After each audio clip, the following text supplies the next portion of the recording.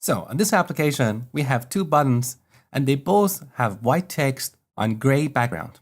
Text is bold and we also have these round corners, so border radius of 20 units. And here's the XAML representation of this page. So we have a stack layout, and inside the stack layout, we have two buttons, which are almost identical. So except the text being different, background color, text color, border radius, and font attributes are exactly the same. Now, as your application grows in size, there are values that you want to reuse in different places. For example, this border radius here is repeated in two places. If tomorrow we decide to change this to, let's say 30, we have to update it in two places. So is there a better way? Of course there is. So every page has a property called resources. Look at the type. It's a resource dictionary. Now initially, this dictionary is null for performance reasons. So we need to initialize it to a new resource dictionary. Now, we can use a string index to access objects in this dictionary. So we can add an element here, call it border radius, and set it to 20.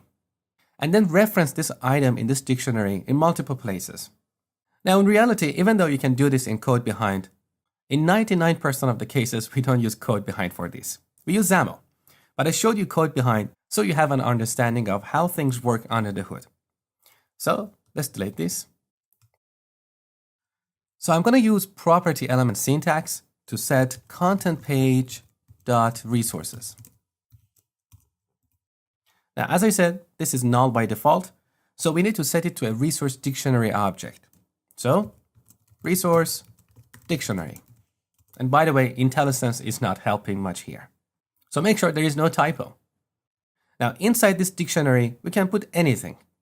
In this case, if I want to store the value of 20 for the border radius, I need to store an int32. So we use x:int32. Once again, it's prefixed with x, which means it's part of Microsoft XAML. You have also seen xstring before, right? So all the standard .NET types are available here. Now here, we're going to set a key. So x:key. Let's call this border radius. And note that I'm using camel notation. So the first letter of the first word is lowercase, and the first letter of every word after is uppercase. And then inside this element, we can store our value, like 20. Now we need to reference this in multiple places. So I'm going to remove this. Here we need a special XAML markup extension. Remember XAML markup extensions? They're always between curly braces. Now we're going to use static resource here. And then we can reference an item in our resource dictionary. We use its name here, so border radius. Now I'm going to copy this expression and replace the other border radius with this one.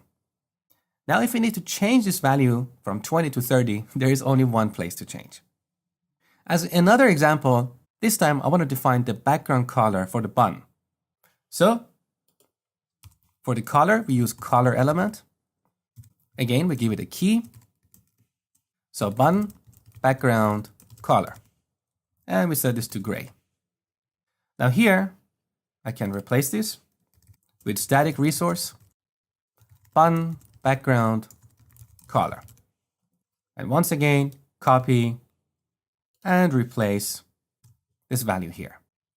So this is what we call resource dictionary. Now, what if we're using these values on multiple pages? It doesn't make sense to define these resources on every page. A cleaner way is to define them in our application.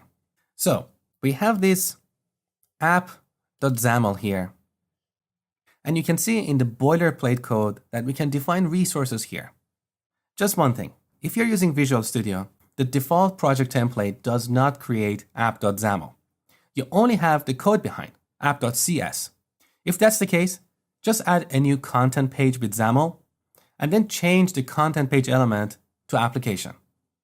Now for this demo, even though we have only one page in this application, I'm going to move these resources from main page to application. Copy, back here, and paste.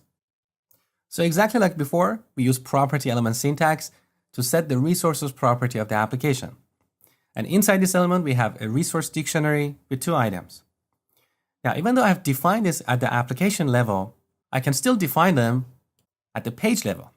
And the values I put here will override what we defined higher in the hierarchy. So for example, I'm going to delete this border radius and change the background color to green. Now if we run the application, look, both our buttons look green. So we can define resources at the application level, at the page level, and there is also a third way. We can define them at the control level. For example, here, for this stack layout, I can use property element syntax to set stack layout dot resources. And any resources we define here will be available at this stack layout and all its children. Now, this is something that I advise you not to use because it's messy and makes it harder to maintain your application. Imagine you have a page with various layouts. If you're going to define resources at various levels in this page, then you have to scroll up and down to find various values. But if you always define them at the top of the page, there is one place to look for all these resources. So even though you can define resources at the control level, like the stack layout, or even the button, I personally advise you not to do this. So delete.